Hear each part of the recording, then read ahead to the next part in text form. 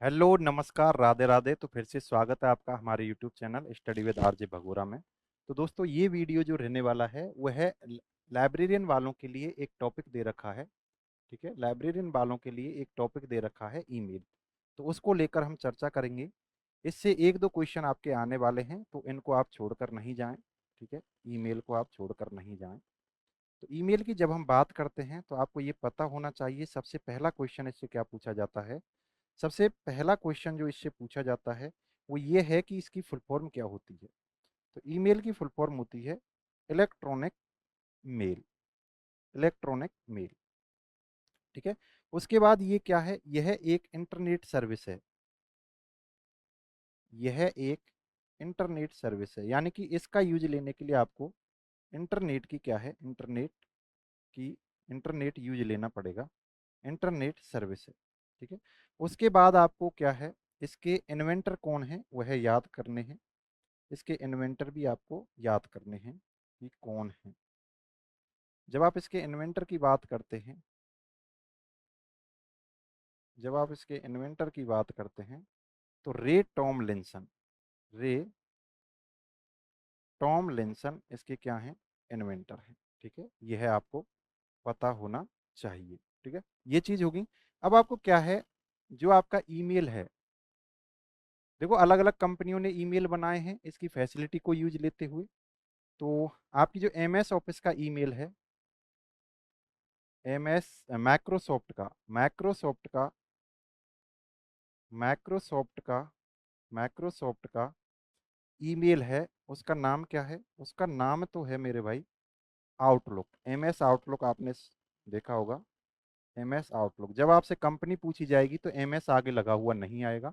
तो इसको आप आउटलुक से ही याद रखें। आउटलुक क्या है, देखो ये क्या है, एक एप्लीकेशन क्या है, सॉफ्टवेयर हो जाएगा। एम एस आउटलुक क्या हो जाएगा, एक एप्लीकेशन सॉफ्टवेयर ही हो जाएगा। उसके बाद यदि आपसे पूछा जाए कि गूगल का ईमेल का नाम क्या है, तो गूगल का जो ईमेल है उसका नाम है मेरे भाई जीमेल। ठीक है, यानी कि गूगल मेल, उन्होंने जीमेल नाम रख दिया है। माइक्रोसॉफ्ट वालों ने क्या नाम रखा है, आउटलुक रखा है। तो उम्मीद है ये चीज आपके समझ में आई होगी। उसके बाद हम क्या है, जब जीमेल आईडी बनाते हैं, आपने देखा होगा जीमेल आईडी जब आप बनाते हो तो जीमेल आईडी यानी कि जब आप ईमेल आईडी एड्रेस बनाते हो या जीमेल आईडी बनाते हो तो उसके कुछ रूल होते हैं। ठीक है, यानी कि आप ऐसा नहीं है कि कुछ भी लिख दो, उसमें कुछ भी नहीं लिख सकते, उसको बनाने के लिए अपने रूल होते हैं। तो क्या क्या रूल होते हैं उनकी हम बात करते हैं। तो ईमेल एड्रेस, ठीक है, तो हम बात करते हैं ईमेल एड्रेस की कि कैसे कैसे अपन बना सकते हैं ईमेल एड्रेस। जब ईमेल एड्रेस की बात करते हैं, ईमेल एड्रेस, तो इसमें क्या क्या होता है, कौन सा ईमेल एड्रेस वैलिड रहेगा, कौन सा इनवैलिड रहेगा, आपने देखा होगा अभी थोड़ी देर पहले। तो ऐसा क्वेश्चन पूछा गया था, जो हमने पिछला एग्जाम आरपीएससी का सॉल्व किया है उसमें ऐसा क्वेश्चन पूछा गया था। तो सबसे पहले तो आपको पता होना चाहिए, जो ईमेल एड्रेस होता है उसमें पहले यूजर नेम होता है, यूजर नेम या यूजर एड्रेस, और इन दोनों के बीच में एट द रेट लगा हुआ होता है। उसके बाद डोमेन नेम होता है, डोमेन नेम होता है, डोमेन नेम होता है। तो ये आपको पता होना चाहिए। ठीक है, और डोमेन नेम का मतलब है कौन सी कंपनी का आप यूज ले रहे हो। जैसे आप सबसे ज़्यादा जो यूज लेते हो, जैसे गूगल का लेते हो, तो आप gmail.com ऐसे लिखते हो, gmail.com। तो डॉट कॉम, जो gmail.com वगैरह है ना, ये सभी डोमेन नेम में आएंगे। ठीक है, आपसे गूगल वाला ही पूछा जाता है, इधर से तो कोई मिस्टेक नहीं दी जाती, इसको इधर लिख देते हैं, बस ये है। जो gmail.com है इसको आप सबसे लास्ट में लगाओगे, उससे पहले एट द रेट आएगा, इधर आप यूजर नेम लिख सकते हो। अब यहाँ पर हम बात करेंगे कि और क्या क्या इसके रूल्स हैं। ईमेल आईडी जब अपन बनाते हैं तो क्या क्या अपन को ध्यान रखना है। सबसे पहले आपको ये ध्यान रखना है कि जब भी आप ऐसा ईमेल एड्रेस बना रहे हो या जीमेल एड्रेस बना रहे हो, तो आपको ये ध्यान रखना है एट द रेट केवल एक ही बार आएगा, एक से ज्यादा बार एट द रेट नहीं आ सकता है। तो आपको ये ध्यान रखना है, एक ही बार, एक ही बार एट द रेट, एक ही बार एट द रेट का यूज होता है। ठीक है, एक ही बार एट द रेट का यूज होता है। यदि मैं ऐसे नाम लिखूं, क्या आईडी लिखूं, जैसे Ram eight the rate Singh @gmail.com, gmail.com। यदि मैं ऐसे लिख देता हूँ तो मेरे भाई ये क्या हो जाएगा, ये गलत हो जाएगा। क्यों?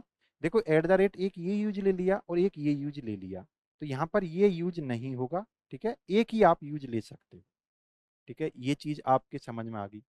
और फिर क्या है, देखो यहाँ पर एट द रेट के अलावा फिर आप और कोई स्पेशल करेक्टर यूज नहीं ले सकते। ठीक है, उसके बाद स्पेशल करेक्टर यूज नहीं ले सकते, स्पेशल करेक्टर यूज नहीं ले सकते, स्पेशल करेक्टर यूज नहीं ले सकते, यूज नहीं ले सकते, नहीं ले सकते। ठीक है, नहीं ले सकते हैं। देखो gmail.com तो पीछे लगा हुआ आएगा, एट द रेट से पहले आपको क्या करना है, ये तो डोमेन जो भी आपने लिया है उसके हिसाब से हो जाएगा, लेकिन हम जो चेंज करते हैं ना वो इधर ही करते हैं। देखो स्पेशल करेक्टर का यूज नहीं ले सकते, इसका मतलब क्या कहना चाह रहा है, अपन ऐसा नहीं कर सकते कि राम हैज, ठीक है, 123 @gmail.com, जीमेल gmail.com, ऐसा भी अपन नहीं लिख सकते। ठीक है, ऐसा भी अपन नहीं लिख सकते। क्यों नहीं लिख सकते? ये स्पेशल करेक्टर में आते हैं, इनका अपन यूज नहीं ले सकते। तो ये भी आपको पता होना चाहिए। ठीक है, एक तो क्या हो गया, एक ही बार आप एट द रेट का यूज लोगे, एक ये हो गया स्पेशल करेक्टर का आप यूज नहीं ले सकते। ठीक है, स्पेशल करेक्टर का आप यूज नहीं ले सकते। स्पेशल करेक्टर से आप समझ रहे होंगे कौन कौन से हैज लेते हो, एट द रेट तो आपको एक ही बार यूज लेना है, और भी बहुत सारे होते हैं तो उनको भी आप यूज नहीं ले सकते। उसके बाद और आप क्या क्या यूज नहीं ले सकते? ठीक है, अब यहाँ पर आप एक बार एक चीज देख पा रहे हैं कि सर यहाँ पर डॉट यूज ले हो रहा है, जैसे आपने देखा। ठीक है, मैंने बताया आपको आप केवल एक ही बार एट द रेट यूज ले सकते हो। तो सर हमको ये बताओ, डॉट यहाँ पर gmail.com आ रहा है, क्या हम दोबारा डॉट यूज ले सकते हैं क्या कहीं भी? देखो डॉट को आप कितनी भी बार यूज ले सकते हो, ऐसा नहीं है कि एक ही बार लो। डॉट जो ये है साइन, डॉट का यूज कितनी भी बार ले सकते हो, कोई फिक्स नहीं है। ऐसा नहीं है कि एक ही बार, कितनी भी बार, कितनी भी बार ले सकते हो, कितनी भी बार ले सकते हो। ठीक है, लेकिन क्या है, लेकिन आपको क्या है, एक दो चीज याद रखनी है। कितनी भी बार ले सकते हो, लेकिन एक दो चीज याद रखनी है। बिगनिंग में नहीं ले सकते, बिगनिंग में, बिगनिंग का मतलब है बिगनिंग में नहीं, बिगनिंग में यूज नहीं, बिगनिंग में यूज नहीं। इसका क्या मतलब है? इसका मतलब है कि कोई भी नेम आप लिख रहे हो, जैसे ये लिखा आपने, इसके ऐसा नहीं है, जैसे इसका मैं एग्जांपल दूं, जैसे ऐसा नहीं है कि डॉट राम, ठीक है,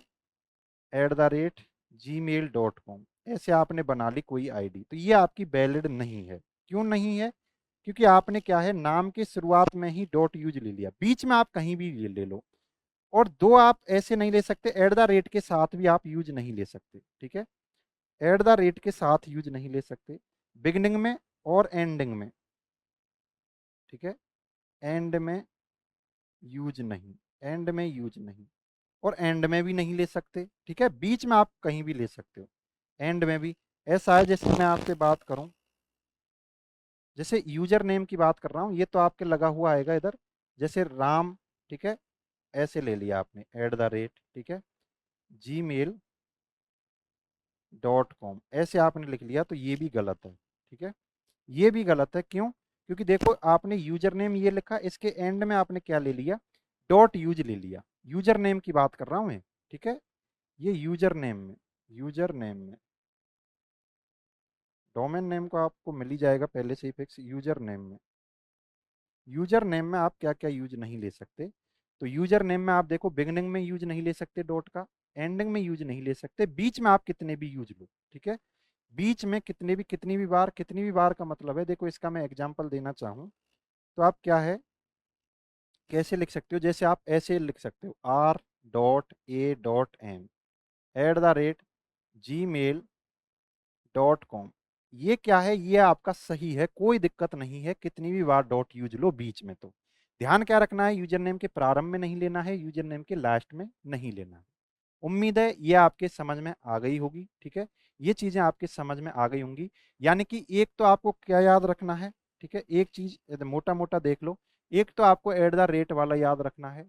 एट द रेट का आप एक बार यूज ले सकते हो, डॉट का आप कितनी भी बार यूज ले सकते हो, लेकिन क्या है, यूजर नेम के प्रारंभ में आप यूज नहीं ले सकते और एंडिंग में यूज नहीं ले सकते।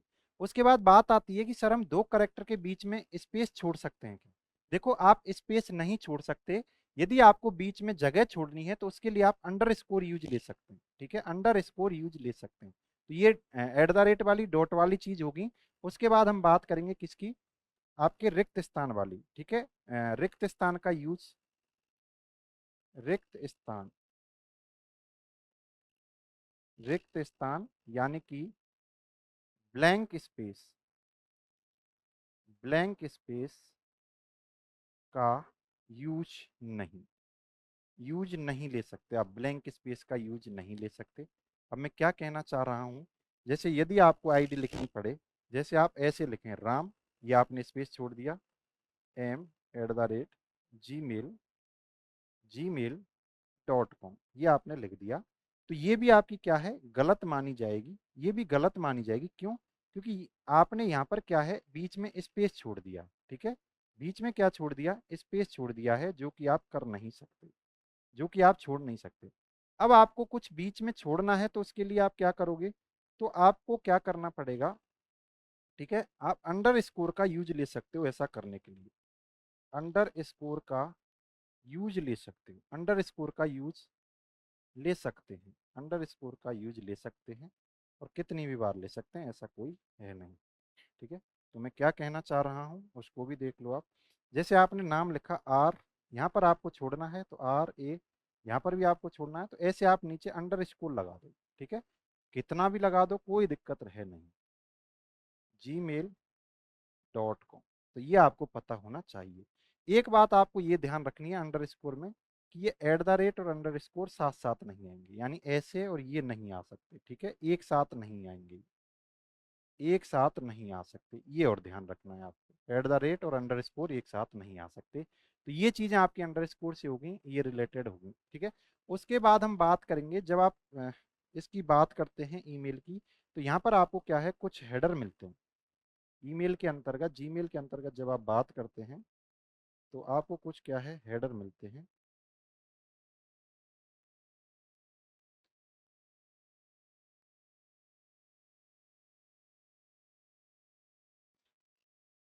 ईमेल हेडर,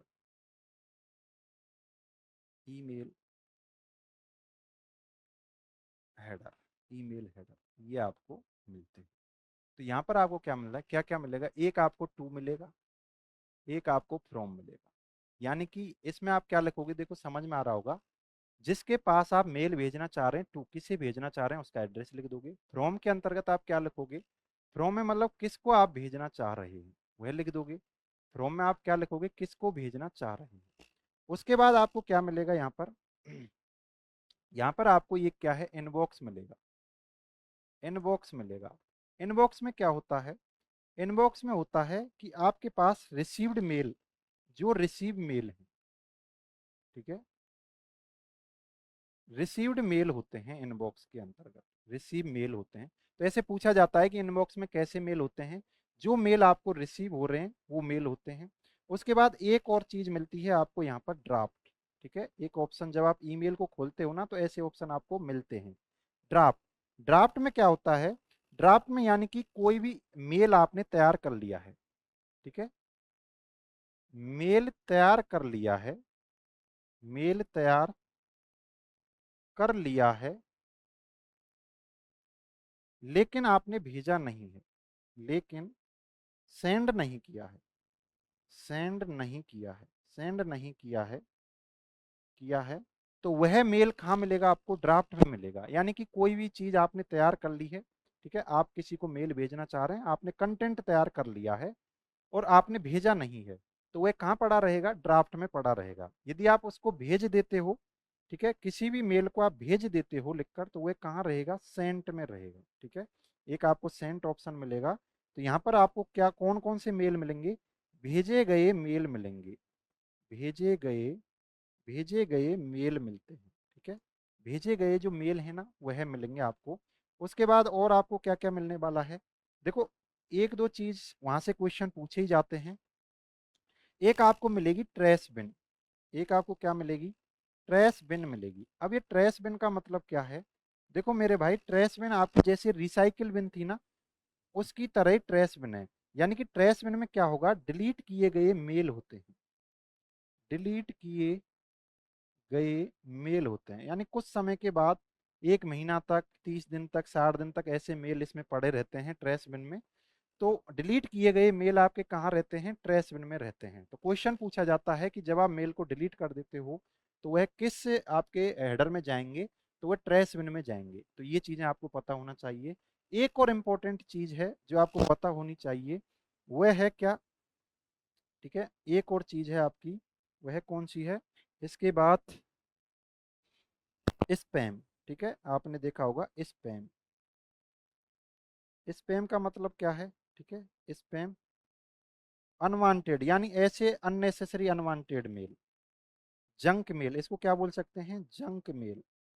जंक मेल, जो भी जंक मेल होते हैं, या आप बोल सकते हैं अनवांटेड मेल।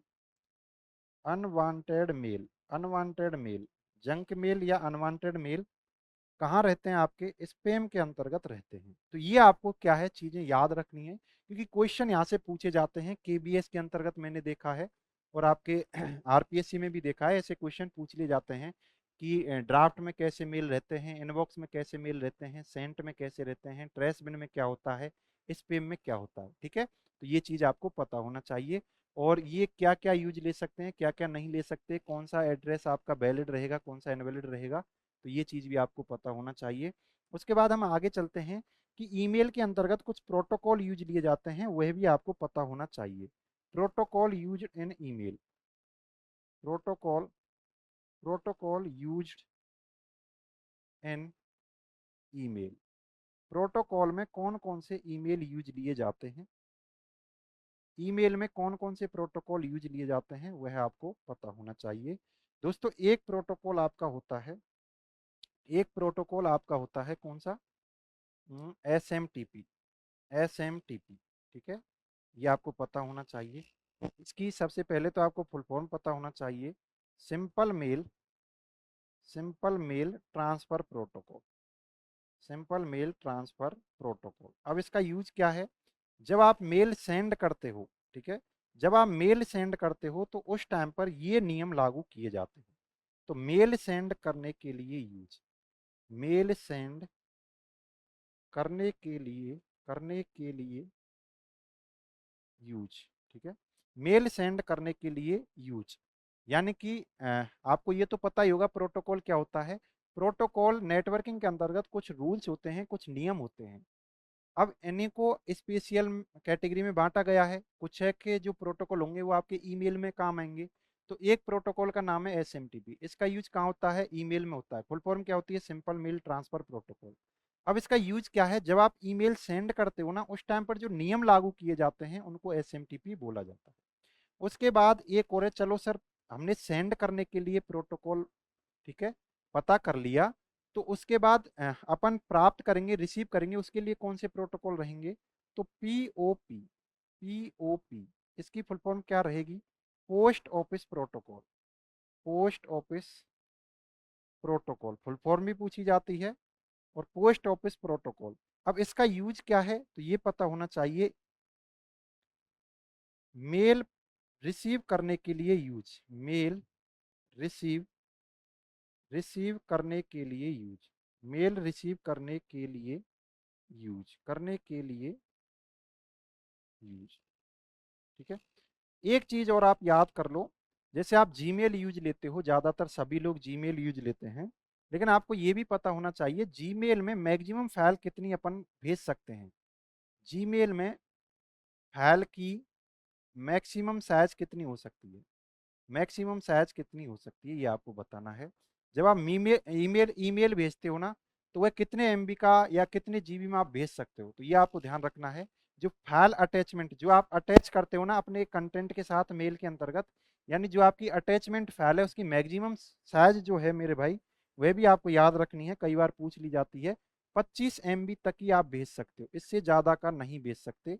ठीक है, अटैचमेंट आप कितना लगा सकते हो, यानी कोई भी फाइल है, पिक्चर है, वीडियो, 25 MB तक ही आप भेज सकते हो, उसकी साइज इतनी हो सकती है, इससे ज़्यादा नहीं हो सकती। तो ये चीज़ें क्या है आपको पता होना चाहिए। तो उम्मीद है ये आपको समझ में आया होगा और यहाँ से एक क्वेश्चन आपको मिलने वाला है। तो सबसे पहले तो आपको क्या है यहाँ पर ये पता होना चाहिए, दोबारा से रिवाइज करा देता हूँ मैं। जो आपका ईमेल है फुल फॉर्म इलेक्ट्रॉनिक मेल, यह इंटरनेट सर्विस है, इंटरनेट के बिना ये काम नहीं करेगा। इसको विकसित किसने किया है? रे टॉमलिंसन ने। माइक्रोसॉफ्ट का ईमेल क्या होता है? आउटलुक। जी गूगल का ईमेल क्या होता है? जीमेल। तो ज़्यादातर अपन यूज लेते हैं वो गूगल वाला ही यूज लेते हैं, क्योंकि गूगल ने पूरे मार्केट पर कब्जा किया हुआ है। अब हम जब ईमेल जीमेल यूज लेंगे तो उससे पहले हमें एड्रेस बनाना पड़ेगा। जीमेल आईडी जो आप बनाते हो ना, वही जीमेल एड्रेस होता है, ठीक है। अब इसको बनाने के लिए आप क्या करते हो? इधर यूजर नेम होना चाहिए, ठीक है, @ लिखोगे, इधर आप डोमेन नेम तो उनका जुड़ जाता है gmail.com। ये @ से पहले अपन यूजर नेम अलग अलग प्रकार के बनाते रहते हैं। दोस्तों जीमेल नेम में आपको एक बात ये और ध्यान रखनी है यूजर नेम में, कि ये यूनिक होता है, मतलब आप जैसा किसी और का नहीं हो सकता। यदि आपने कुछ ऐसी चीज बनाई है ना, वो किसी से मैच हो रहा है, तो आपसे दोबारा बोलेगा और कुछ आप चेंज करो इसमें, ठीक है। यानी कि जो आपका ये ईमेल एड्रेस होता है, यह क्या होता है? यह यूनिक होता है, यानी कि यूनिक, सबसे अलग, अद्वितीय, यूनिक होता है, यानी दो व्यक्तियों का सेम नहीं हो सकता। उसके बाद एक और चीज याद रखनी है, जो भी आपका ईमेल है, ये केस सेंसिटिव नहीं होता। केस सेंसिटिव नहीं होता। केस सेंसिटिव, सेंसिटिव नहीं होता। इसका मतलब क्या है? नहीं होता। केस सेंसिटिव नहीं होता, इसका मतलब क्या है? देखो, यदि आपका ईमेल आईडी है, जैसे मैं बात करूं ram@gmail.com, ठीक है, ये आईडी है, ये सही है, इसमें कोई दिक्कत नहीं है। अब इसको आप कहीं पर लिख रहे हो, इसको ऐसे लिख देते हो ना, ऐसे लिख देते हो, ऐसे लिख देते हो, ठीक है, ऐसे लिख देते हो, यहाँ पर एल लगा लेना, ऐसे लिख देते हो ना, तो भी सही है। इसका मतलब क्या है? केस सेंसिटिव मतलब है, आप कैपिटल लिख लो, स्मॉल लिख लो, कुछ भी लिख लो, ठीक है, बदल बदल के कुछ भी लिख लो, उससे फर्क नहीं पड़ता है। यह केस सेंसिटिव नहीं होता है, यूनिक होता है। उसके बाद @ का एक ही बार यूज किया जाएगा, स्पेशल करेक्टर का यूज नहीं किया जाएगा। डॉट का यूज आप कितनी भी बार ले सकते हैं, ये लेकिन यूजर नेम के पहले नहीं और बाद में नहीं, ठीक है। ये आपको समझ में आ गया होगा। उसके बाद आप रिक्त स्थान का यानी ब्लैंक स्पेस का यूज नहीं लोगे, उसकी जगह पर किसका यूज लोगे? @ का आप यूज ले सकते हो, कितनी भी बार @ का यूज ले सकते हो, लेकिन आपको क्या करना है? अंडरस्कोर का यूज ले सकते हो, लेकिन अंडरस्कोर और @ एक साथ नहीं आने चाहिए, ठीक है। रिक्त स्थान का यूज नहीं, अंडरस्कोर का यूज ले सकते हैं, लेकिन आपको ध्यान देना है कि @ और अंडरस्कोर एक साथ नहीं आने चाहिए। फिर आपने ये हेडर पढ़े हैं, to, from, inbox, draft, sent, ट्रेसमेंट, स्पैम, इनका मतलब क्या होता है। उसके बाद फिर आपने ये प्रोटोकॉल पढ़े हैं, और फिर आपने ये चीज़ पढ़ी है। तो यहाँ पर आपका जो ईमेल वाला जो टॉपिक है वो कंप्लीट होता है, इससे बाहर कुछ नहीं आएगा, ठीक है। तो ये चैप्टर भी आपको अच्छी तरीके से करके जाना है, 1-2 नंबर यहाँ से पढ़ने वाले हैं। तो दोस्तों फिर मिलते हैं आपके एग्जाम के बाद। लाइब्रेरियन वालों के जो एग्जाम है 16 फरवरी को हो जाएगा, उसके बाद हम आपसे बात करेंगे और हम आपको प्रूफ देंगे कि हमारे कंटेंट से कितना आया है, ठीक है। यदि आपने मेहनत की होगी हमारे साथ, यदि आप जुड़े हुए रहेंगे, तो आपका पेपर बहुत बढ़िया जाने वाला है। तो बहुत बहुत धन्यवाद आपका, ठीक है। फिर मिलते हैं नेक्स्ट क्लास में। राधे राधे आप सभी को।